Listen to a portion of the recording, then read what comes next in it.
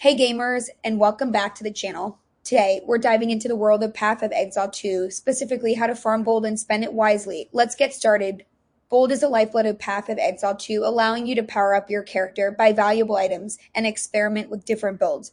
To farm gold efficiently, focus on clearing maps quickly and efficiently. Prioritize high-density maps with modifiers like Beyond Legion or Nemesis. Powerful boss fights like Cyrus, Uber Elder, or Mavin can also yield significant rewards. When it comes to spending gold, be strategic. Invest in skill tree respects to experiment with different builds, but do your research first. Gambling with vendors can be risky, so set a budget and only gamble for specific items you need. The in-game market is a great place to buy essential items, but compare prices to ensure you're getting the best deal. Remember, patience and persistence are key to farming gold in Path of Exile 2. By following these tips and strategies, you can amass a fortune and dominate the game. If you found this video helpful, please like, comment, and subscribe for more Path of Exile 2 content. Thanks for watching and happy grinding.